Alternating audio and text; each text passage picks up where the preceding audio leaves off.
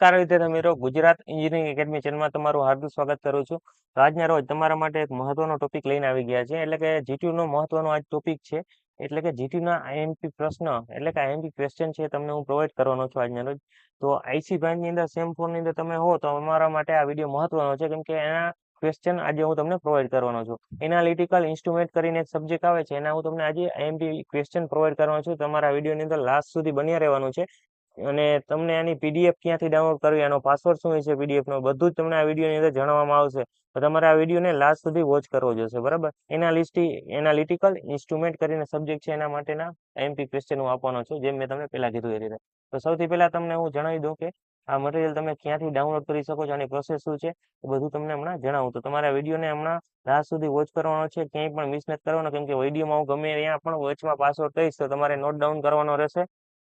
અને પછી તમે એનું મટીરિયલ છે એ ડાઉનલોડ કરી શકશો, બરાબર. અમારી ડિસ્ક્રિપ્શનમાં તો તમને લિંક આપેલી છે, અહીંયાથી તમે પીડીએફ તો ડાઉનલોડ કરી જ શકશો, પણ એને પાસવર્ડ છે એ તમને આપીશ, તે પછી તમે એને ઓપન કરી શકો છો. તો ડિપ્લોમાના આઈસી એન્જિનિયરિંગની અંદર સેમ ફોરમાં હો અને એમાં એનાલિટિકલ ઇન્સ્ટ્રુમેન્ટના તમારે એમપી જોતા હોય તો આમ તમારે આ વિડીયોને લાસ્ટ સુધી વોચ કરવાનો રહેશે, બરાબર વિદ્યાર્થી મિત્રો. એનાલિટિકલ ઇન્સ્ટ્રુમેન્ટના જે મહત્વના આઈએમપી અને ઇમ્પોર્ટન્ટ ક્વેશ્ચન છે જીટીયુ આવતી જીટીયુની અંદર તમને પૂછાઈ શકે છે, એ ક્વેશ્ચન તમને આ વિડીયોમાં ડિસ્ક્રિપ્શનની લિંક છે એમાં જોવા મળી જશે, બરાબર. તો એ લિંકને પાસવર્ડ પ્રોટેક્શન રાખેલું છે, તો એ પાસવર્ડ શું છે એ તમને જણાવું તો કે પાસવર્ડ એ છે, હું અહીંયા નોટ ડાઉન કરું છું પાસવર્ડ, તમારે એને ગમે અહીંયા લખી લેવાનો રહેશે, બરાબર.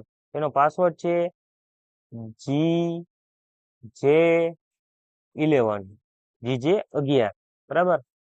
અને પાસવર્ડ છે GJ11, એમાં ક્યાંય પણ સ્પેસ નથી મૂકેલું, ને જી અને જે બંને કેપિટલમાં લખેલા છે, અને 11 ની વચ્ચે ક્યાંય સ્પેસ નથી, એમનામ જ લખવાનું છે.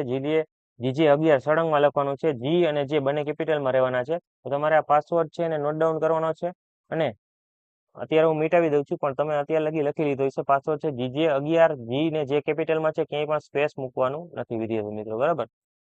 તો તમે પાસવર્ડ ને લખી લીધું હોય તો હવે આગળ આપણે વાત કરીએ તો મટીરિયલ છે એ અમારી ટીમ દ્વારા જૂના 4-5 વર્ષ જૂના પેપરો એમાંથી રેડી કરવામાં આવે છે, જેથી જીટીયુ ની અંદર પૂછવાના 100% ચાન્સ છે, બરાબર. ને 100% પૂછાશે જ. 100% નહીં પૂછાય તો 50% ઉપર તો પૂછાશે જ. તમે આરામથી પાસ થઈ જશો જો આમાંથી તૈયારી કરેલી છે તો. અને અંગ્રેજી અને બંને ભાષામાં જે છે, જેથી અંગ્રેજી મીડિયમ વાળા છે એને પણ પ્રોબ્લેમ નહીં આવે, બરાબર, તૈયારી કરવામાં.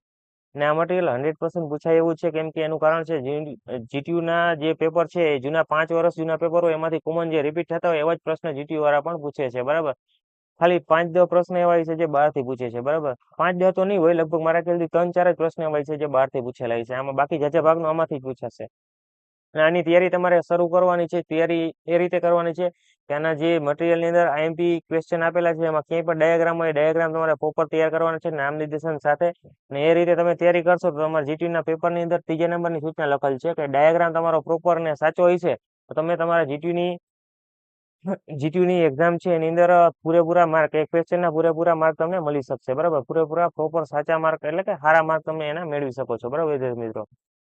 અને આ મટીરિયલ છે તમને ફ્રીમાં જ પ્રોવાઈડ કરવામાં આવે છે, આનું કોઈ પણ ચાર્જ લેવામાં આવતું નથી. તો તમે અમારી ચેનલમાંથી કોઈ તમારી પાસે ચાર્જ માંગે તો તમારે એને આપવાનું નથી, બરાબર. ફ્રીમાં જ આપવામાં આવે છે, બરાબર. આનું કોઈ પણ ચાર્જ લેવામાં આવતું નથી વિદ્યાર્થી મિત્રો. અને આમાંથી તમે તૈયારી કરીને જશો તો તમે AA+ ગ્રેડ, AA ગ્રેડ અને AB ગ્રેડ પણ આરામથી મેળવી શકો છો. પણ તમારે પ્રોપર તૈયારી કરવાની છે, મેં જેમ તમને કીધું એ રીતે, બરાબર વિદ્યાર્થી મિત્રો. જેમ કે સૌથી પહેલા તો તમારે ડાયાગ્રામ રેડી કરવાના છે. જીટીયુ એક્ઝામ તમારી નજીક આવતી છે, ત્યાં તમે આ વિડીયો જોવા આવ્યા છો. ડાયાગ્રામ તમે પહેલા રેડી કરવાના છે. ડાયાગ્રામ રેડી કરશો તો તમારા ડાયાગ્રામ સાચા છે, તમે આરામથી પાસ થઈ શકશો. કેમ કે ડાયાગ્રામ વાળો પ્રશ્ન તમારો સાચો ડાયાગ્રામ હશે તો ઓટોમેટિક એના ફૂલ માર્ક મળશે, અને એના આજુબાજુના પ્રશ્ન છે એ પણ સાચા પાડી શકે છે. ફેકલ્ટી સારા હશે તો એના માર્ક પણ તમને સારા મળી જશે, બરાબર વિદ્યાર્થી મિત્રો.